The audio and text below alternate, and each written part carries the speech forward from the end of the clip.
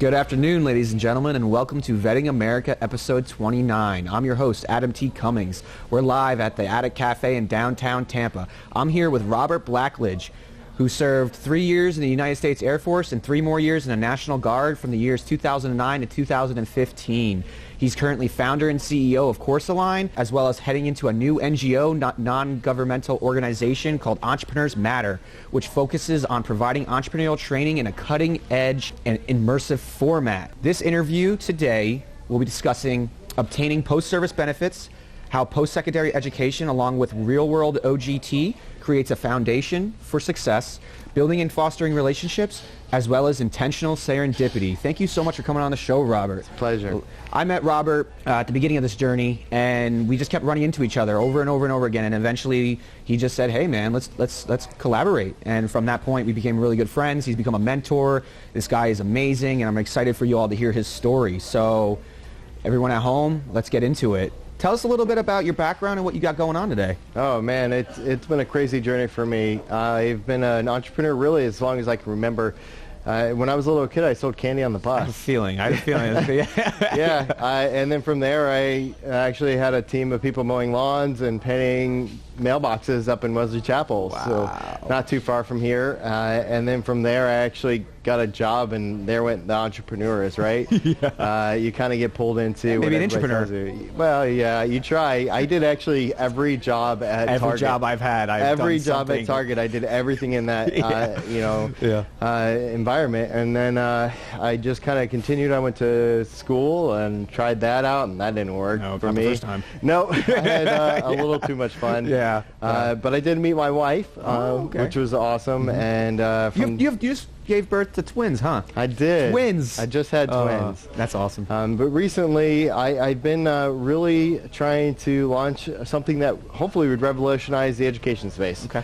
And that has been an incredible journey. It's taken me all across the country, pitching at events in New Orleans, yes, San Francisco, Atlanta. Really trying to get the word out about how we can use modern technology like artificial intelligence and machine learning to look at the needs of employers and give universities the tools they need to improve their education and to meet employer needs. And then I have... This is Coursalign, correct? That is Coursalign. Okay. So the name of the company is Coursalign. And then I've also started a nonprofit organization to really leverage the experience that I've gained with the 9 startups that I have and give back to the community in events that are really life-changing. And this is called Entrepreneurial Matters, right? The nonprofit's name is Entrepreneurial Matters. We put on an event called Startup Cruise. Yes. So that event is 5 days on a cruise ship where you have to launch a company. It really is the experience of doing something that's nearly impossible that causes individuals to develop personally. When you take an individual and have them move through something they think that they can't accomplish, by supporting them and giving them tools to do it, they grow as a person and build confidence in that. So tell us a little bit about how you got into that, into the entrepreneurial service organizations and into entrepreneurship education. Yeah. Because that's a passion of yours. Absolutely. I actually moved to Tampa almost 2 years ago now. Yes. And when I moved here, I was supposed to sit by the pool and do nothing. I was finishing up a second master's. I have an MBA in entrepreneur leadership, and I was working on an MIS. I wasn't supposed to do anything. I was supposed to sit by the pool and do homework. That was kind of the deal, because otherwise I would be stuck in Omaha, where Robert Blacklidge if you just sat around doing bare minimum. Yeah, that's not really my MO now, no. by all means. But at the time, I was really focusing on my education, and I had always been a huge fan of 1 Million Cups, which is an entrepreneur event where 2 entrepreneurs pitch their idea and they engage in the community. And I found out that there was 1 Million Cups in Ybor. It's just a few minutes away. I could walk to it, and I lasted about 2 weeks before I went to this event. Now, I really believe that serendipity comes into play when you put your intent into the world.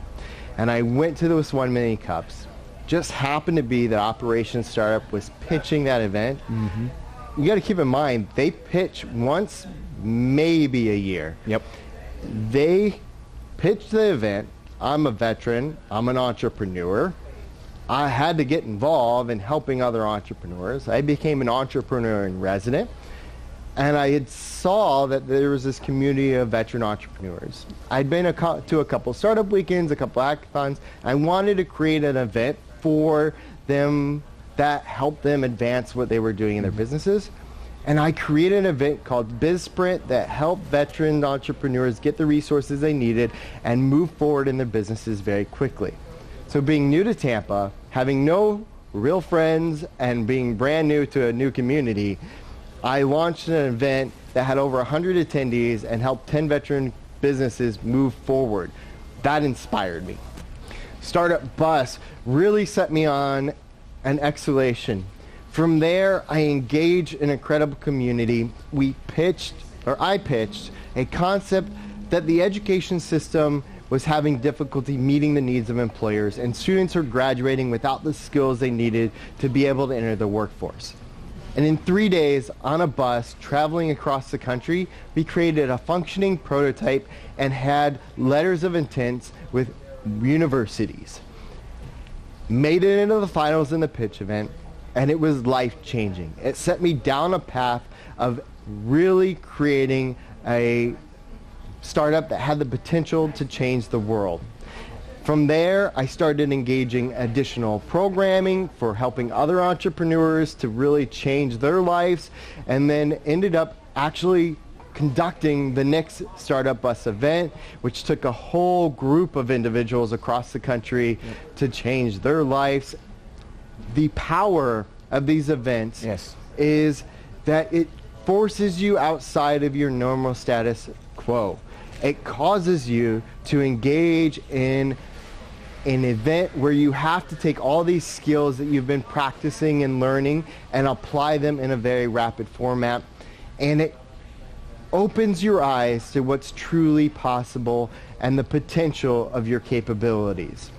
And that inspires me to continue day in and day out. So I was going to talk about Course Line first, because that was your baby, and yes. I've been a part of that with you, and I've watched you grow with that. But what that story you just told and what you offered now with Entrepreneur Matters and Startup Cruise, let's talk a little bit about how you were able to take the Startup Bus concept, which I was a part of Startup Bus with him this year, and like he said, it changed my life. It was the most incredible, bonding, educational, inspiring, motivating event I've ever been a part of, and I highly suggest, if you have any entrepreneurial bone in your body, to be a part of these events in this community and see what it's like to be around like-minded individuals who are driven, who are intelligent, who have adapted and overcome so much trial and tribulation that when you go on to events like this, you instantly become friends for life with people. And he afforded me the opportunity, and because of that, now I support him in everything he does beyond what I did before. So let's talk a little bit about Startup Cruise, how you took the Startup Bus concept, used it pretty much as a framework, and now taking it to a whole nother level. I actually have to back up a little bit. The Startup Bus, organizing that burnt me out. Mm-hmm. I wasn't going to do anything around hackathons or startup weekends, or if I had a nickel for every time you said you're not going to do something. But Action Zone, which is a veteran entrepreneur ran for veteran entrepreneurs program here in Tampa. I've had Rosie and Val both on. Yes. Invited me to build a program out for them around kind of this concept, and it tugged at my heartstrings. So I designed this weekend that had some similarities. Really, we just focused on the business concepts, and that weekend really just inspired me. The changes in the veterans that went through it was awe-inspiring. They were incredibly motivated. It was like their eyes were closed and then just open, because they now understood all the things that we were learning and how it applied to the businesses they were developing, and how they could go back and then implement it that day or the next day and really grow their businesses. And that inspired me to really take this from a nonprofit approach, so we can leverage a lot of the foundational money that's out there for entrepreneurship and really open up something that really has the power to be structurally organized for scale and implemented in a way that really has an impact on a lot of lives. We charge for the event, but we also want to it is a cruise. Afford the opportunity to those who can't pay. Yes, scholarships and stuff like that. Scholarships. We have had tremendous success already. We haven't done any marketing yet as of the end of October. We've been building out the relationships and the structure and the partnership with Royal Caribbean and talking to a lot of our potential partners. But we're looking at with junior achievement to put on high schoolers on the event. We're working with Veterans Florida to finalize another contract to bring on veterans for free. We're working with a Veterans Trust to have them as a partnership with what we're doing. Trillo is looking at providing Wi-Fi for all the participants. And so these partnerships... You mean a startup competition with Wi-Fi? What? But it is huge because we originally were looking at just doing one Wi-Fi access per team because of the cost. Yes. And I want to keep the cost as low as possible. Yeah, of course. Now we're looking at every device, one device for every participant having access to Wi-Fi, and this is a lot greater access. I've partnered with global entrepreneurs to engage the entrepreneurship in Jamaica and Haiti where the cruise ship will be stopping. So it won't just be a stop at their little party zone, not to say anything bad about a vacation, but this is an entrepreneur event where you'll be engaging with entrepreneurs on a global scale. On an international scale, man. I'm excited. Absolutely. I'm so excited. So before we go and pivot to Course Align, let's talk a little bit about how important it was for you to go back to school after the military, get your post-secondary education, get that on-the-job training so that it can help prepare you for Course Align. Because Course Align is his for-profit business, as he explained earlier. And without the post-secondary education and going through that whole process, you wouldn't have been able to come up with the concept. It would have never happened. So let's talk a little bit about that. So I'll be frank. I think undergraduate is a waste of time. I think that the majority of it is a theory. And without practical application, theory is just that. And without that connecting the dots to the actual implication of that, you're not gaining the ultimate value of that education. But it's difficult to apply that theory in a real-world environment when the real-world environment changes so rapidly. I have over 200 undergraduate credits and feel that only about 2 of those classes gain value. It took me 11 years to get that undergraduate degree, and a lot of it has to do because I didn't like going to class. I didn't feel I was learning anything, and I didn't feel I was gaining value. The moment I went to grad school, I fell in love. It was practical application of theory. We were learning what we were doing what we were learning, and I ate it up. So that moment I stepped into that grad program, I understood the value of education. Unfortunately, the job market is so jaded from education to what you actually are gaining, and it's very difficult to articulate that education to an employer, that unless you go to an Ivy League school, it can be difficult to find a job. And a lot of entry-level jobs require experience. That makes no sense to me. The metrics behind it are that you're, on average, going to stay in a job 1.8 years. Wow. And an employer can't afford to train you because 98% of employers are small and medium businesses. Mm-hmm. That means unless you have a job in a large corporation who only represent 1% of the job market, you're not going to be able to get the training that you need to be able to make it in a small or medium company. That leaves a large percentage of people. In fact, in the state of Florida, 70% of graduates get jobs in the first year. That leaves 30% of people not getting a job. And that's hundreds of thousands. And the 70% that aren't even necessarily getting a job in the field that they went to school in. Those are some pretty hefty numbers, and they're scary. They're getting worse. But it's still a pretty ridiculous number 100%. When you talk about your education. You mean the $100,000 education? $70,000 on average, and it's 6 years, not 4. Wow. I graduated with an MBA in entrepreneurial leadership, and when I couldn't get a job, I bought 2 businesses and started 3. So I figured I had an entrepreneur degree, I have an entrepreneur mindset, I might as well engage in entrepreneurship. And that spurred me to actually buy 2 restaurants. So before I was 30, I ran a $500,000 restaurant business and managed the marketing for that region. Unfortunately, I ended up losing it due to a bad partnership and ended up very depressed. Yeah, I wonder why. I was standing in my driveway, staring at a Fiat 500, and needed to get away. So I ripped the seats out. I put a dresser, a fan, and a bed in my car, and I hit the road. So I drove till I hit the coast. I headed north until the road turned to dirt.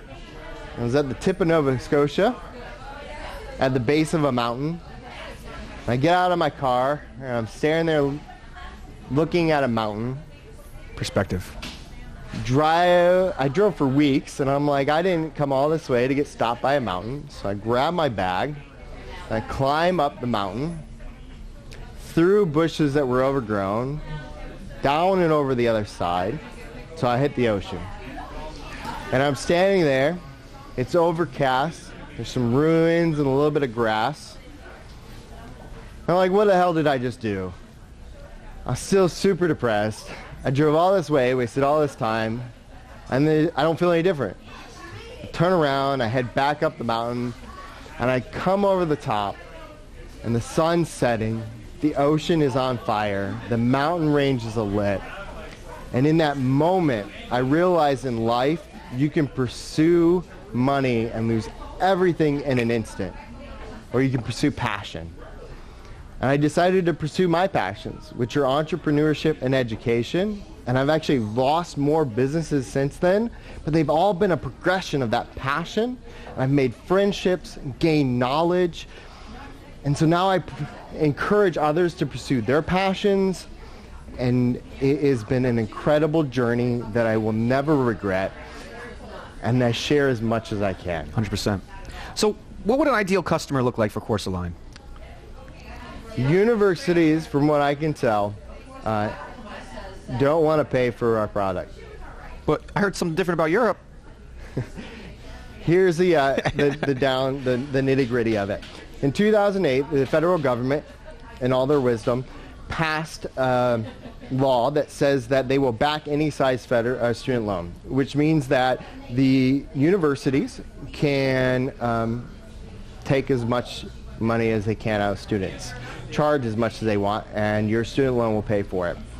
There are, on average, 3 students to every 15 administrative roles in the U.S. And it's being paid for by the students that are participating in this education system. And AKA the government.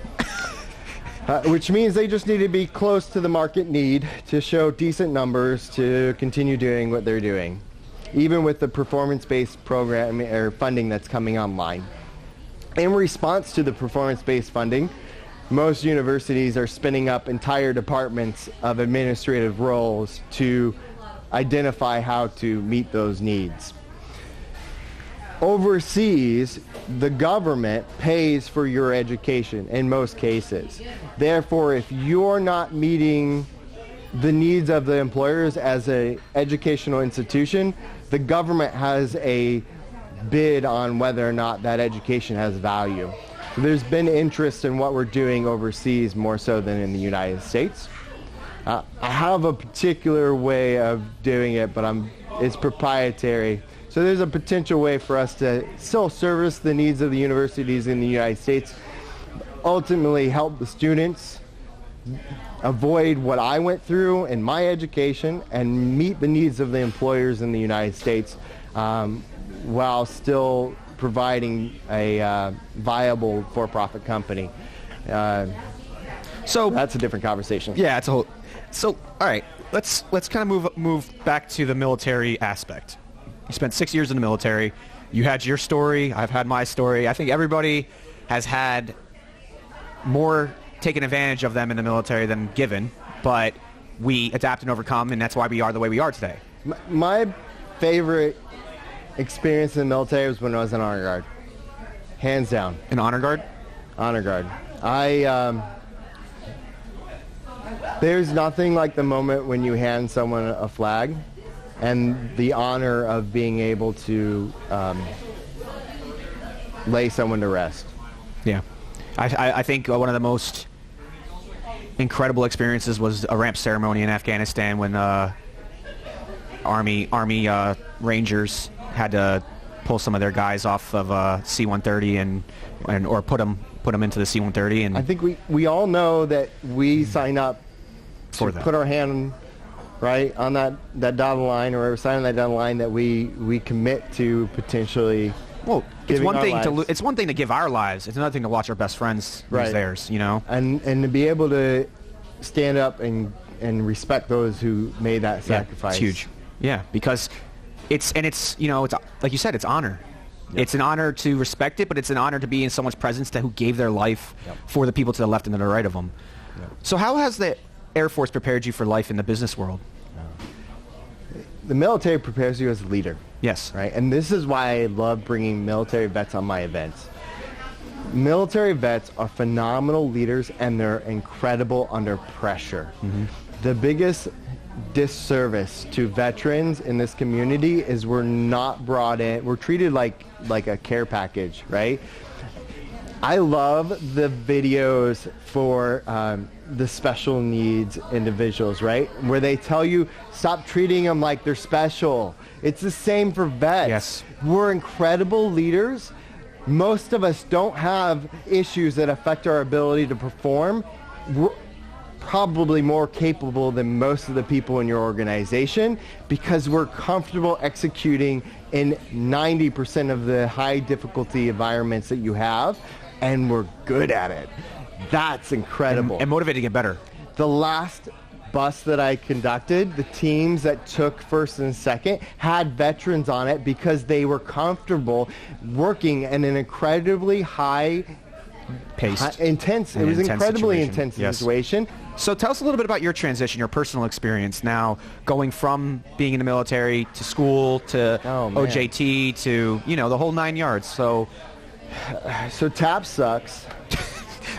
And it's funny because you were in the Air Force when you got it, right? Or did you get it from the National Guard? They kind of just started TAPS when I got out. I got out of active duty in 2009, and the Guard doesn't really do anything. And all mad props to the Air Force and the military for doing TAPS. It's better than nothing. Better than nothing. So don't get me wrong. Like, continue to advance and develop and work on it. I appreciate it. It was definitely better than just dumping me on the street. Yeah, but it's also designed by people who've never gotten out of the military. Correct. 100%. And bringing in consultants doesn't work. No.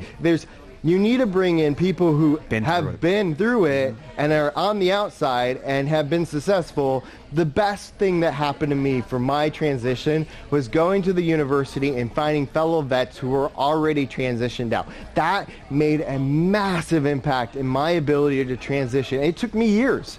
Like, I got dumped out of the military and I didn't know what to do. And I was kind of flailing for a couple years. And then I went to school and went to the university and participated. Show up. They had, University of Nebraska Omaha had phenomenal veteran community where they did conversations. I mean, it was counseling. It was straight up counseling, and that's what I needed to just be around veterans who were going through the same things, to hear that they had the same emotions, to hear that they had the same story that I had, and that healed me. Exactly. So what are some of the resources, action items, things you've done to help you successfully transition? That was straight. Talk. Yeah. Yes. I mean, tell your story. Go to find the veterans in your community. Your university is probably where they're at. Oddly enough, veterans have the GI Bill and they go to school. 10%. Only 10% of veterans use the GI Bill. No, use your GI Bill. Yes. Go to school. And it's becoming more and more easy to use in so many different training and certification programs and stuff like that. If you have $80,000 worth of free education and training that you can obtain after, if you don't know what to do, go learn some stuff. I'll tell you a secret. Save a month or a day of your GI Bill, and then you can use vocational retraining like unlimited.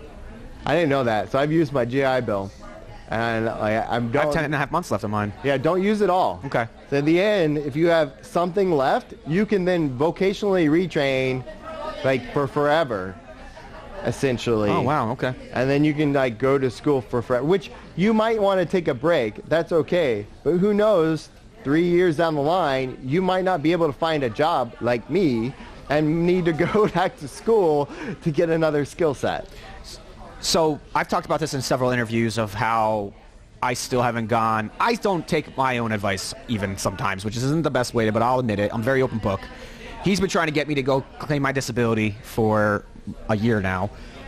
Talk a little bit about that process. Talk a little bit about the DAV, how that was so much easier for you, and what the power of getting your disability claim has helped you outside the military. So I am a disabled veteran, and part of that is the state of Florida has made a significant effort to help veterans, disabled or not, find a home in Florida. And not only is you get a job, be a veteran entrepreneur, get the resources you need. And in the VAs, they have the resources here for you to get connected to the resources you need. I know I used resources twice there. Like 4 times, it's fine. It's powerful. He's talking and thinking at the same time because he can do that. I walked in. It took me 20 minutes. They filled out all the forms for me, and in less than a month, I went from 10% to 90% disabled, and I'm essentially living off that right now because when you become an entrepreneur, it's great. You have incredible experiences.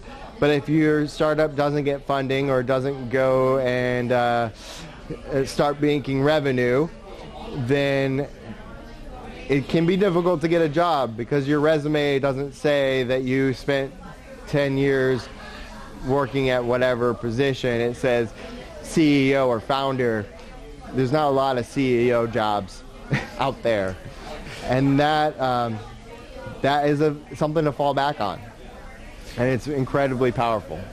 I actually, I'm working with this company out of Michigan. It's an accounting services firm called Stride, and they're pushing forward this new program called Spark My Resume, where it not only helps veterans, helps everybody, but specifically helps take veterans, take their work history in the military, and turn it into civilian speak on their resume so that they can highlight themselves better and get better jobs that represent exactly what it is they do and not need to get an entry-level position. So there's stuff like that that's coming out that's going to really help people take even entrepreneurial ventures and be able to turn them into a way, if you want to get a job, to like highlight that. So it's actually one of the things we're looking at, leveraging the analytics tools that we use for CourseLine. Perfect. And yes.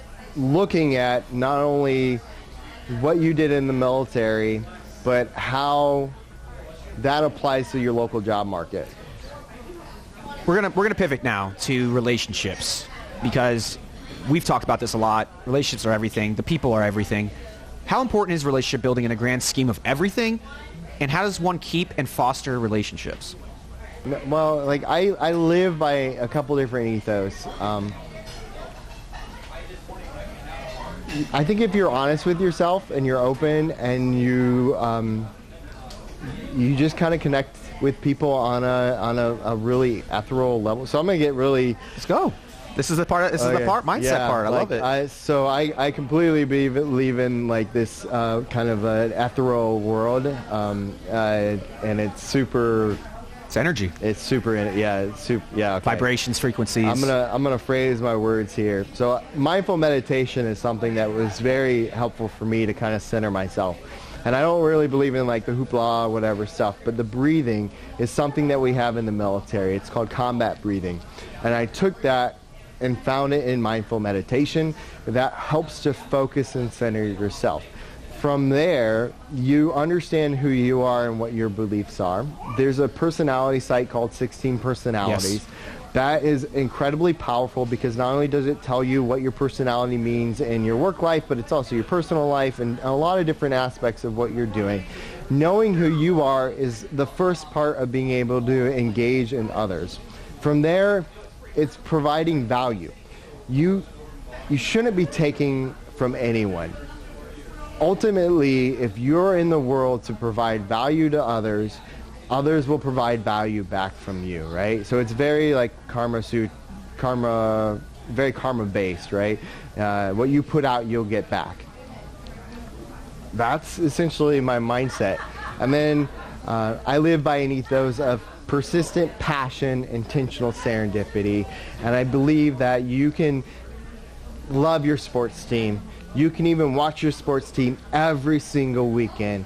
But it's not until you tweet at the players and engage the world that the world responds serendipitously, and you end up meeting the players, and you come and you get to go to the locker room and have conversations and go to the games, that the world really engages you in what you want to do.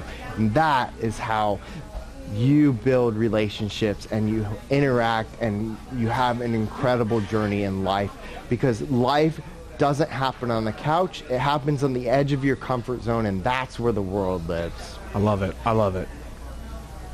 What are some gaps currently being left by veteran resources and veteran programs? There's a lot of resources. They're just everywhere. And they're segmented. There's a lot of people trying to pull them all together, but I don't know of one tool.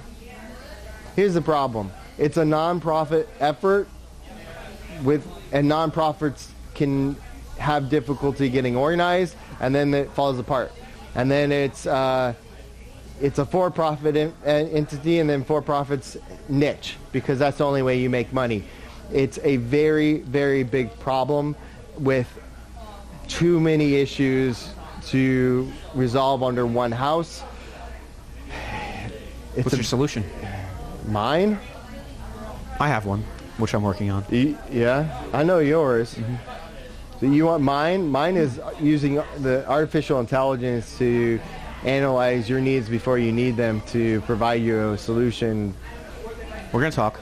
Yeah, I mean, if you really want to solve it, you use tomorrow's technology to solve today's problems. Yep. And really, if you want to solve it, you prescribe a solution before it happens, and you help veterans avoid the problems that we know are going to happen before they ever happen. And this is what happens, in my opinion. We train veterans by tearing them down. We train military members by breaking them down and building them up to serve the country, which is great, and they do a phenomenal job of it in basic. But then we don't take them and break them back down and build them up as civilians. And that's a disservice, because if you don't restructure them as a civilian, they're not going to be able to reintegrate back in the country. And a 3-week or a 14-week class is not we get a week, a boot camp, whatever it is. Death by PowerPoint. A PowerPoint display and a couple people talking to you is not an integration into society when most of these people came from high school and never got life lessons in the first place. Well, they turn a German Shepherd into a wolf and then release it back into the wild with a collar. Into a sheep pasture with a collar. So, you teach a warrior how to be a warrior, and then you tell him not to be a warrior no more. And a pat on the back. Exactly.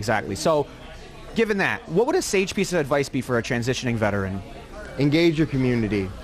You're leaving a structured environment where you can say what you want and the mission will still get done, right? You can be open and frank to those around you, and at the end of the day, we'll execute on the mission. To an environment where you've got to watch your P's and Q's and you can't say what you want, and if you step on someone's toes, they're going to stab you in the back. Well, that was a very good sage piece of advice. What a way to end it on that one. Like, nothing against the civilian community, but it's completely night and day. You have to watch the military community. You have to watch it back. And you have to realize that as a veteran, you're in a world where relationships are built on trust over a period of time, right? It is and transactional in nature. Yes and no, right? Like, if you're giving value, right, people end up building a deeper relationship with you over a period of time. In the military, I have to be able to trust you instantaneously because my life is in your hand. And that is an instantaneous buy-in to who you are because I have to trust you. And in the civilian world, they're not familiar with that. They're not comfortable with that. And it takes a much longer period of time for that friendship to grow and develop and relationship to be created. And you're not, they don't tell you that when you leave the military. And if you're not familiar with it, you're not comfortable with it, and you don't understand that concept, you're going to burn bridges very quickly because you're not going to understand why that relationship wasn't instantaneous.